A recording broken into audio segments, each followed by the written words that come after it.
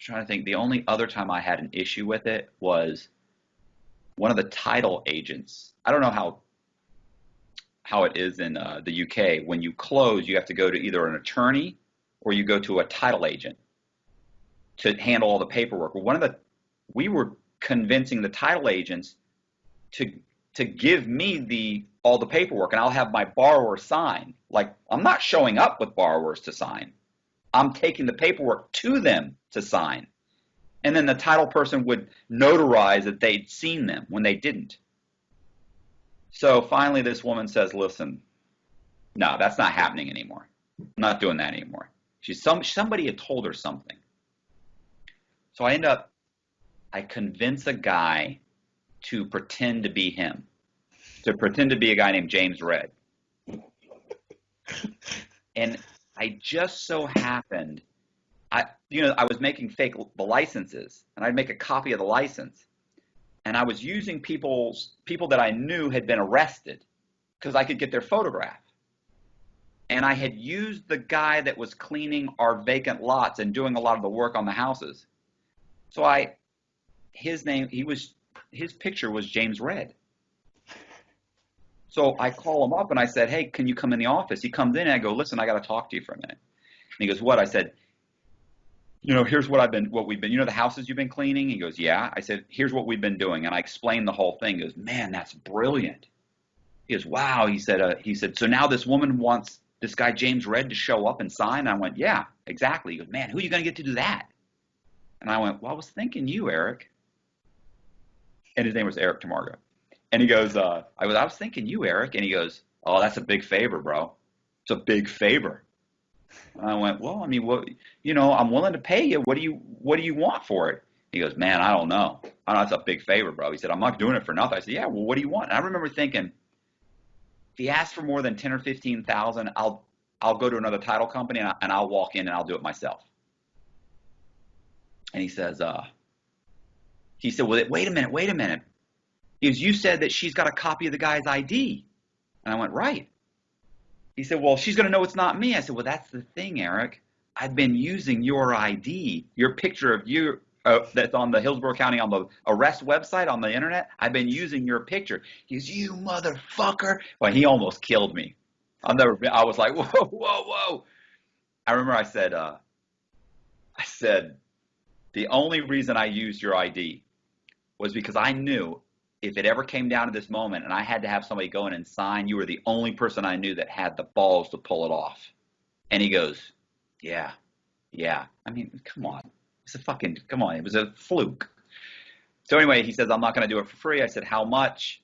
I figure I'll pay him 10 or 15,000. He goes, $500. I want $500. And I went, $500? Eric, are you serious? It's a couple minutes work. And he goes, no, 500. That's it, bro. That's it. And I went, all right. I said, well, you got to sign before I pay you. And he goes, oh, yeah, no, I'll sign. I was like, next day we go in. I make him a fake ID. He goes in. The woman actually brings the file with her, the picture, and looks at the picture and the ID. And she's like, dang. Like, she was like, what's going on? So she lets him sign. He sees all the checks, 20,000 here, 15,000 here, 5,000 here, he's, 17,000 here, and he realizes there's a lot of money. We get back in the car and I pay him. And he goes, yeah, man, that's a lot of money. I said, a lot of that money goes back in the houses, Eric. We got to buy new houses. It's not like it's all free money. It was free money. But so about a week later, we have another closing and I call him back and he goes, okay, I'll sign, but I'm not signing for $500. He said, that's crazy. I said, I'm going to want way more than that. I said, Eric, I totally understand. How much do you want? And he goes, I want $1,000. $1,000. And I just remember thinking, I had to cover my face. Like I had to go, because I'm like trying not to laugh. I'm just like, I want to say, are you fucking serious? We're going to make $80,000 on this transaction. You want fucking $1,000? Anyway, so I gave him, he went, he signed, gave him $1,000. So I think that's about, what ends up happening is uh, a buddy of mine was running a scam. At this point, I'm kind of surrounded by scam artists. You know what I'm saying? Like selling ecstasy. Like pretty soon, you're in that, you get in that world, and everybody suddenly it's like, I don't really know that many normal people anymore. So a buddy of mine was running a scam. He ends up getting grabbed in a bank. He cooperates against me. He says, look, I know you got me, but I can tell you about a guy that's running a multi-million-dollar scam in Tampa. And it wasn't hard to prove it, because all he had to do was go in public records and say, you see these 5 houses? They were all bought by a guy named Red. You see these 10 houses, or these 5 or 6 houses? They were all bought by a guy named Black. See these 5? Green. You see these 5? And so very quickly they're like, whoa. They're all going into foreclosure. So a task force is put together, and eventually it's handed to the FBI. And I know something's going on. Because, like, the chick I used to date at the title company, she calls me and says, look, we were just served with a bunch of subpoenas. Other title companies are calling me saying subpoenas. Lenders, account executive at lenders are calling saying we just got subpoenas. So I know something's happening. I kept telling myself, calm down, don't overreact. Maybe it won't go anywhere. They're never going to find these guys. It's just delusional thinking. So denial. And eventually I'm at work one day, and I'm on federal probation. I got a probation officer who's coming around twice, 2-3 times a month, looking around. I mean, so I got a real problem if I get caught.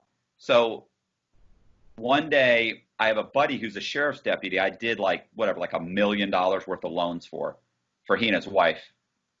Really at least $1 million, might have been $2 million. Anyway, so he comes by one day, the office, and he says, can I talk to you for a second? I go, sure, what's up? Walks me outside, and he goes, listen, I used to date a girl in the Tampa Police Department. I said, okay. He goes, she was a part of a task force that was investigating you. She came to me this morning and told me they handed the task force over to the FBI. He goes, you're going to be, it was a bad day. So he goes, you're going to be arrested in a few days. So I was dating this girl. I'd known her a month. It's the first month. They're all amazing the first month. She seemed just awesome. So anyway, I start packing my bags because I'm leaving. I remember the cop was like, well, what are you going to do? I said, I'm out of here. I'm not staying around to go to prison. That's craziness. So he goes, okay. He said, well, what do I do? I said, well, nobody's going to believe you're involved anyway. Just tell them you came, you signed some papers and left. You didn't handle the loan. You're fine. You don't know how it works. I said, I'm not going to be around. So he goes, okay. Well, I'm packing my bags that night. First, I only got out like 80 grand. Like I had like a day to get out 80,000 in cash. And I don't know how it is in the UK. Let me tell you, they don't want to give you your money. You walk in and ask them, and they're like, what do you want it for? What are you doing? Well, I can't give you. You want $30,000? I can't give you $30,000. You got to go to a special branch. And you guys like, this is my money. So I had people go in real quick with $7,000, $5,000, $8,000, all under 10,000 increments of $10,000. So I got about 80 grand. I packed my bags. My girlfriend comes over because I missed a date. We were supposed to have a date or something. She shows up for the date or something like that. And she sees me packing. I tell her what's going on. She begs to come with me, which was a major mistake. So she's like, look, I've never met anybody like you. Oh my God. Of course, she sees all the money. She sees the money. So she's only seen this amazing, this young, good looking guy at the time. Now I'm an old man, but, so she's only seen this great life that I'm living, great cars and houses, and everybody's got money. So she wants to come with me. I should have known right there. She was insane. So, think about it. So who does that? Who walks away their entire life? I'm going to prison. I have to walk away. I don't know. Well, where'd you go? Arizona? Arizona State. Yeah. Did you ever have people that actually showed up at the gate to serve their sentence? Oh, you mean when people got released? No, I mean like you could plead guilty, and then some people they do what's called remand. They take you right then. Some people you plead guilty to 5 years, and they go, okay, we're going to let you stay out and just turn yourself into the prison next month. They give you, I was on remand for 26 months. My bail was 1.5 million. yeah, well, no, you're not going anywhere. Plus, you're not a U.S. citizen. You're a flight risk. But Yeah. guys would show up to the prison with like a 5 year sentence or a 10 year sentence, and like, oh, I'm here to do my sentence. You got to catch me. I'm not showing up to do my sentence. Absolutely not. So I take off. I run up all my credit cards, buy a bunch of shit, grab the girlfriend. We take off. We go to Atlanta. We barely have any money. I would say this: we had like 80,000, and it sounds people are like, that's not broke, bro. 80,000 on the run, two people, that's broke. That's not going to last long. What am I going to do? I'm going to go get a job as a waiter. So so anyway, at this point, I was manufacturing these identities, right? Like these people didn't exist. Well, I can't get pulled over by the police and give him a fake ID that I made. He's going to know. So I figured I have to start. What do you do? So I need real identification. So I figure out we'd have to get real identification. So one, I need money, and two, I need identification and new cars, everything. I'm driving around I can't get pulled over. I'm done. So, and look, the United States is like a fucking police state, bro. You're getting pulled over all the time. I mean, it's not good. So, uh, so I go to Atlanta and I figure out the best way to steal someone's identity. One, I run some ads and I get some people's identities. Just run some ads saying, hey, home loans available, good credit, bad credit, no problem. People call up the number, they apply for a loan, they give me everything I need to steal their identity. Then I go get a driver's license in their name, get a passport, the whole thing. But what I figure out right away is that some of these people have DUIs, where they've been arrested for being drunk. They lose their licenses. Like I could be driving around on somebody's driver's license that has lost it. So they're flying the ointment. So I figure what I need to do is get people's identification that aren't using it. And so that ended up being, and I realized it was homeless people. So I start making surveys to survey homeless people because I don't want them to know they gave me their ID. So I go out and I say I work for the Salvation Army. Do you know what the Salvation Army is? Yes. Okay. So I make a survey and I get a badge saying I'm work for the Salvation Army, and I start surveying homeless people. So I've got to find white guys in their early 30s who are homeless. There's not a lot of them, but so I'm going out and I'm saying, hey, look, I'm taking a survey for the Salvation Army to try and determine where we're going to place our next homeless facility. It pays $20 cash right now, and they'd be like, yeah, right now you're going to give me 20, yes, okay, and they'd fill it out. Well, now I have enough information to order your birth certificate, your high school transcripts, your social security card. I register to vote in your name. I can order credit cards in your name. I can get all this information. I can go into the local DMV. And when I go in the DMV, I say, well, not the local DMV. I go into a DMV where you've never had a driver's license because the state DMVs don't cross-reference. You can't pull up. If you're in Arizona, you can't pull up my picture from Florida. So if this guy had a driver's license in Florida, I go to Alabama. I think I've had 27, what they say, the Secret Service said I had 26 driver's licenses in 7 different states or something. And like I've had like 24 passports. Anyway, so I end up getting these guys information. We're in Atlanta. We rent a house. I go down to public records and I manufacture a satisfaction of lien. So I satisfy the lien from Bank of America that's on the house. So I then go to 3 different lenders at the same time, and I have them all come out to the house. I say I'm the homeowner. Guy's name's Michael Shanahan. Each one of them says they'll lend me $150,000. So I close all the loans at the same time. Now there's no lien on the house now. I've satisfied it. It looks like in in the US public records, they record the deed, which says you own the house. And then under the deed, it'll say the mortgage. Like you have a lien on the house and you have to make payments for this long. Well, when that lien gets paid off, Bank of America sends a satisfaction of lien in that says, hey, we're Bank of America. This guy paid us off.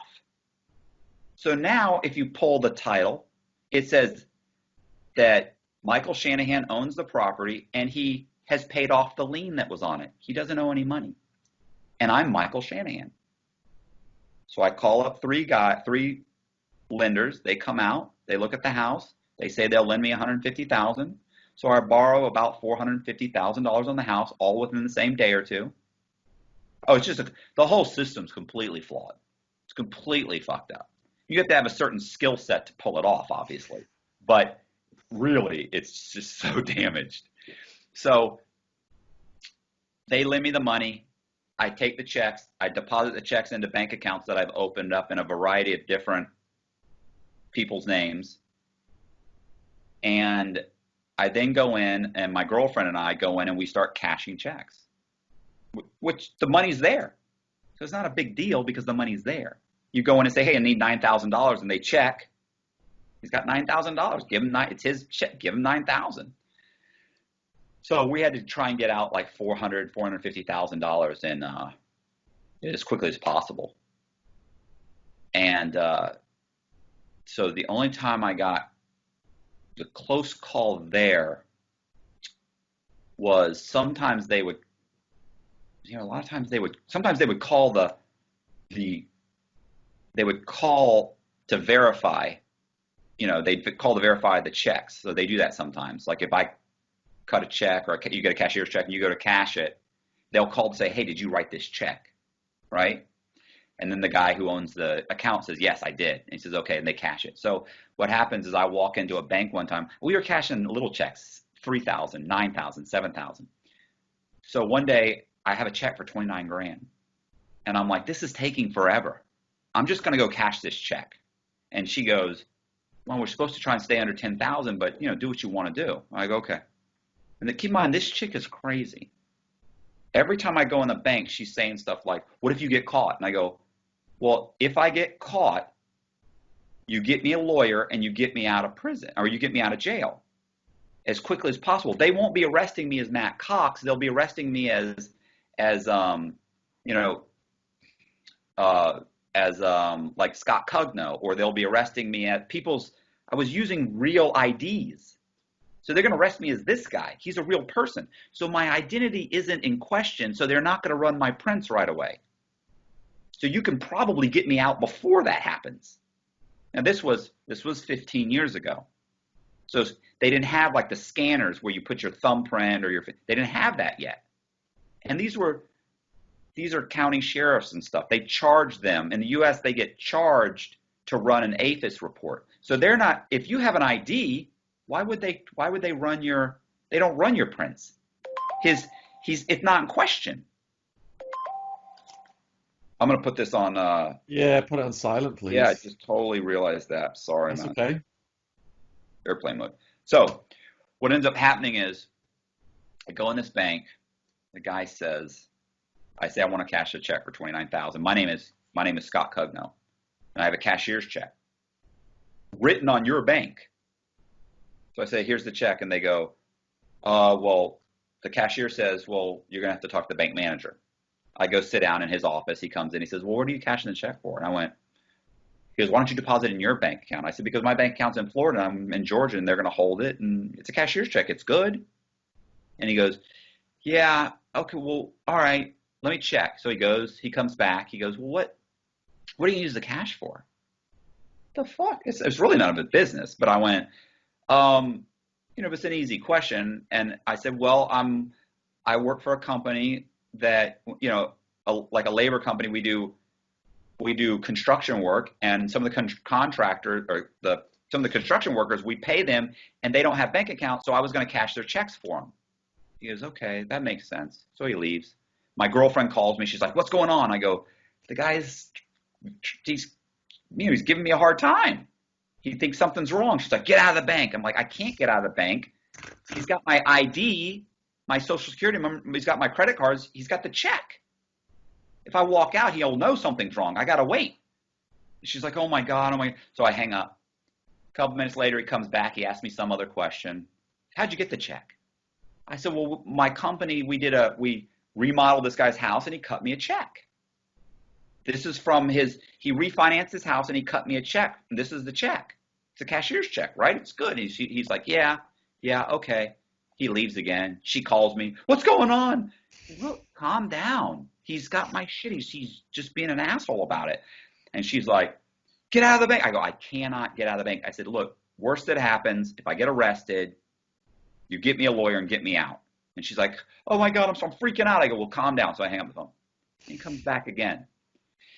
And he goes, okay, what about this? He asked me some other question. I went, and I answer it. He goes, who gave you the check? And I go, a guy named Michael Shanahan. And he goes, you see, I'm cashing the check as Scott Cugno, an ID I've stolen, an identity I've stolen that I got a driver's license in. And so he's like, Mr. Cugno, who gave you the check? And I go, Michael Shanahan. I'm also Michael Shanahan. And he goes, okay, that makes sense. So he walks off. He comes back later, and she calls again. He comes back later, and he says, okay. And I go, what's taking so long? And he goes, well, we're trying to get a hold of Michael Shanahan to verify the check. And I'm like, oh, okay. My phone rings. It's the girl. She's like, what's that? They're trying to verify it's Michael Shanahan. She's, oh my God, get out of the bank. I'm like, I can't. I hang up the phone. A minute later, my phone rings again. But it's not her. It's not Becky. The girl's name is Becky. And I look at it, and it's a number I don't recognize. So I answer, and I go, hello? And they go, hi, is this Michael Shanahan? I said, yes, it is. And I'm looking around the bank, and she goes, hi, we have someone at the bank trying to cash a check. Could you verify, the check? And I was like, yeah, it's $29,000. I said, I think she has this guy named Scott Cugno. I went, right. She goes, can you verify the amount? And I go, right. Scott Cugno's $29,000. And she goes, oh, okay. I remember I asked her, how'd you get this number? And she goes, we called the title company who issued the check. And they gave us your phone number. Think about it. She could have called. What if she had called? If she called information, she could have got the number. They could have got the number a dozen different ways. They happened to call. So I was like, oh, okay. So I hang up the phone. I wait a minute. The manager comes out with this woman. I don't know if it's the same chick, but they count out $29,000. I take the $29,000. I stand up. I'm stuffing the money in my pockets. And he goes, Mr. Cugno? He goes, I said, yeah, what's going on? He goes, I'd like to say something. He said, I feel very apprehensive about this transaction. And I go, really? What is it? And he goes, I can't put my finger on it. And I went, well, it'll come to you. And I walk right out of the bank. I remember getting in the car laughing, going, oh my God, you're not going to believe this. So anyway, I never cashed a check for anything over $10,000 again. So anyway, what happens is we get like for a little over 400, close to 450,000. There's fees and shit. So I don't know, roughly 450,000. And then we leave, and we drop our cars off. We relocate the scam to North Carolina, to Charlotte, North Carolina. And the Secret Service shows up. So not the FBI, but the Secret Service shows up because Secret Service investigates anything that has to do with, of course, they protect the President of the United States, but they also investigate anything that has to do with the financial infrastructure of the United States and identity theft. So I had identity theft and I had bank fraud. So they enter the picture. They come and they, keep in mind the FBI raided my office like 4 or 5 days after I left. Secret Service shows up in Atlanta a week after I've left. So I go to North Carolina, and I pop back into South Carolina, and I buy a house, buy a couple of houses, and I do the same thing. I satisfy the loans on the houses. I actually convinced the owners to owner finance me the house. So I buy the houses. I then go to public records and I satisfy the loans on the houses. I then go to multiple banks and I borrow $1.3 million on the houses. So, I mean, at this point, the money's going fast. Like we've been to Jamaica, we've gone to Mexico, we've gone to Bermuda. I mean, we're going all over the place. We're going to Vegas. We're blowing money. This chick's a maniac. She's bipolar. She's up and down. She won't take her medication. She's got the cops called on me a few times. And she's just insane. I'm terrified of her. So we end up. We go to South Carolina, Columbia, South Carolina, and I buy 2 houses and I borrow $1.3 million. And we're pulling money out. We get out like $600,000. And so halfway through the scam, I go into a bank, and it turns out that it just so happens that one of the loan officers had gone on vacation and had never ordered title work. So by the time she gets back from vacation and orders the title work, the other loans have all closed. I'm closing 2-3 loans a day at one point, so they all close right away.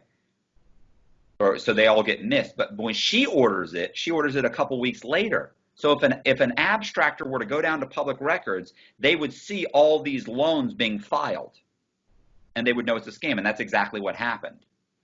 So I walk into Wachovia. There used to be Wachovia Bank.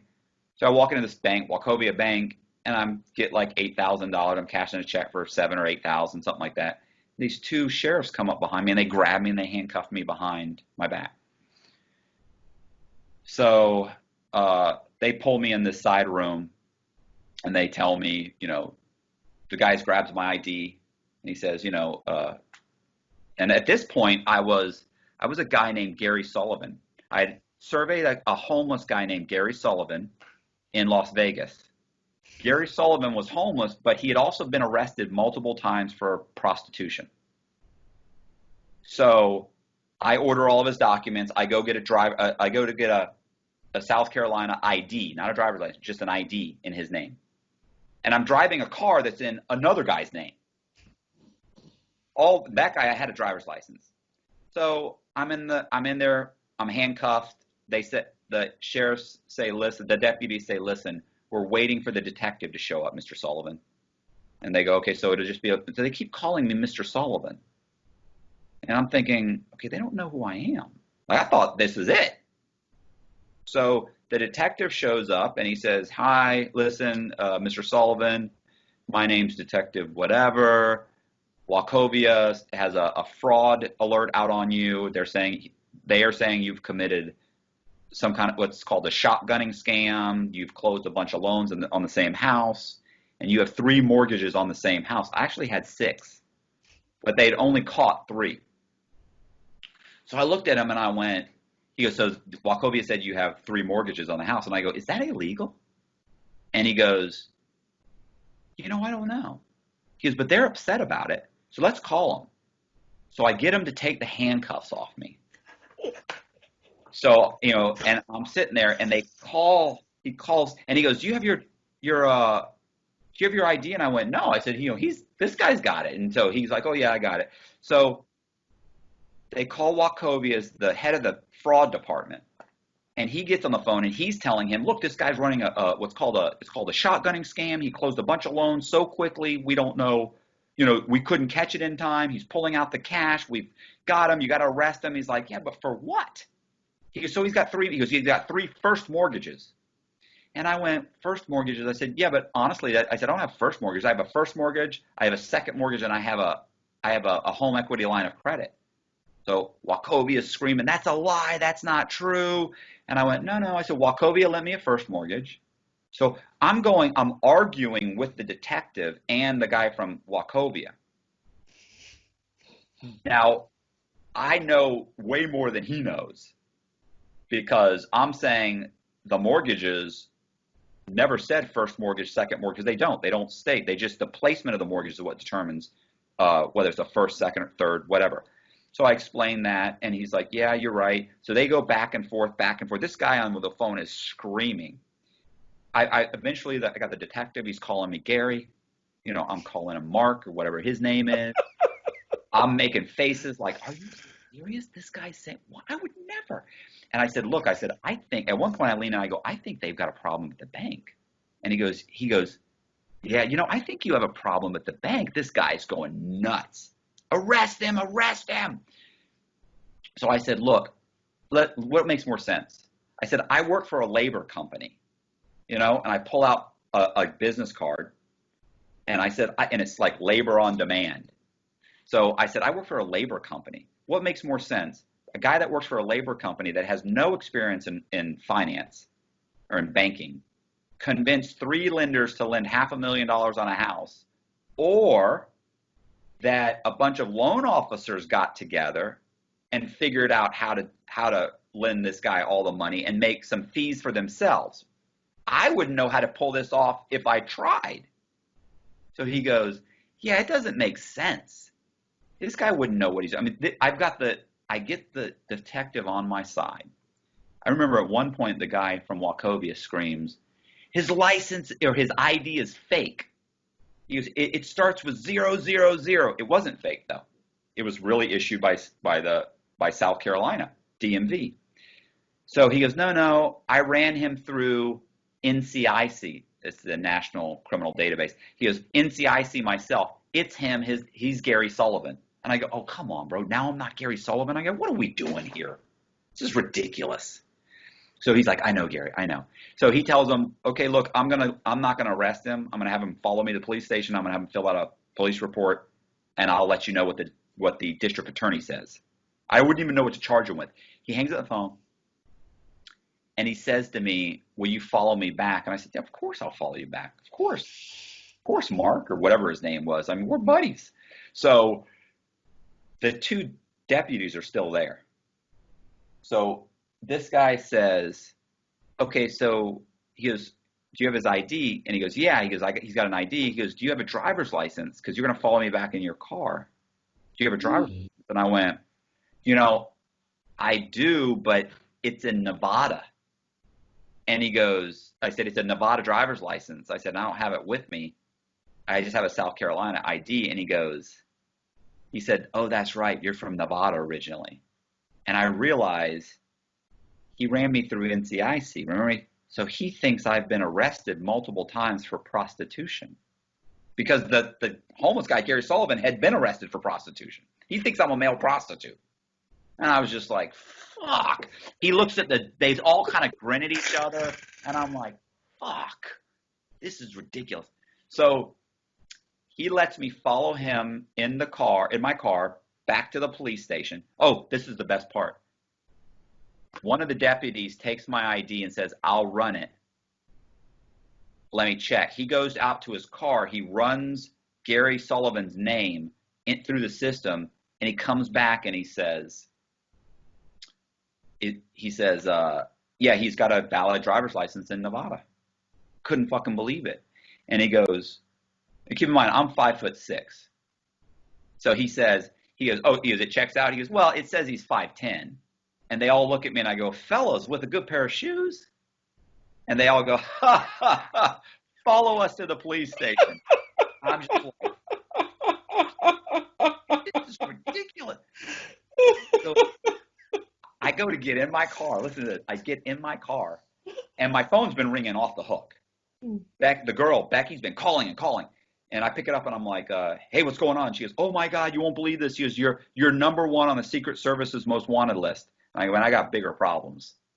That I was just caught in the fucking bank. I'm now driving to the police station to fill out a police report. And she goes, get on the interstate. And I go, I can't. The cops are behind me. The detective's in front of me. What am I going to do? I got to play this out. I said, look, the worst that'll happen is you get me a lawyer and get me out. And she goes, I'm not getting you a lawyer. I'm not getting you out on bond. She had like 600 or 700. She had, about 600,000 in cash. She goes, I'm not risking everything I've got for you. She had all of our money.